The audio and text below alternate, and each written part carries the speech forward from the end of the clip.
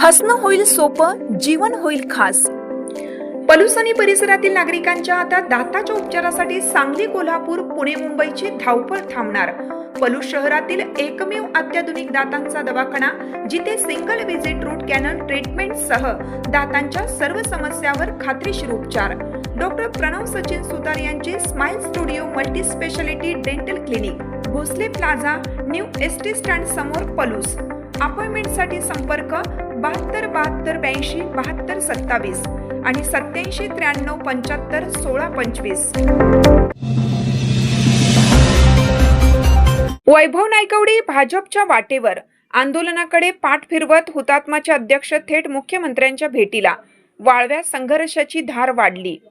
एकीकडे हुतात्मा किसन आहिर साखर कारखान्याच्या दारात सभासदांनी शेतकरी गेल्या 12 दिवसांपासून न्यायासाठी ठिय्या मांडून बसले आहेत, तर दुसरीकडे कारखान्याचे अध्यक्ष वैभव नायकवडी यांनी थेट मुंबई गाठत मुख्यमंत्री देवेंद्र फडणवीस यांची भेट घेतल्याने राजकीय चर्चांना उधाण आले आहे।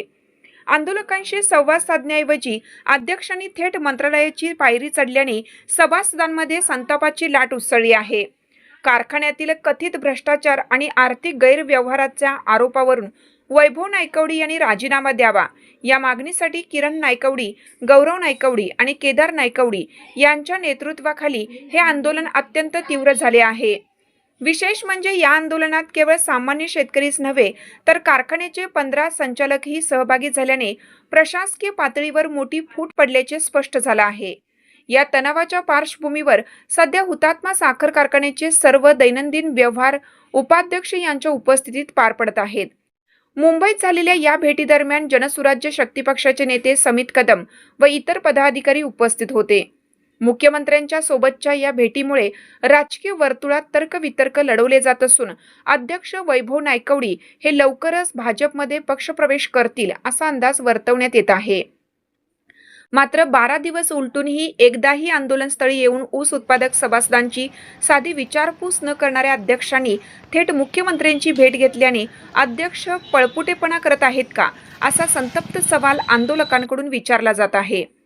15 संचालकांच्या पाठिंब्यामुळे किरण नायकवडी यांचे पारडे सध्या जड झाले असून अध्यक्षांच्या या मुंबई दौऱ्यामुळे सध्या संभाव्य पक्षप्रवेशाच्या चर्चेमुळे आंदोलनाची दिशा आता अधिक आक्रमक होण्याची शक्यता निर्माण झाली आहे। वाळवा तालुक्यातील या सत्ता संघर्षाकडे आता संपूर्ण महाराष्ट्राचे लक्ष लागलं आहे।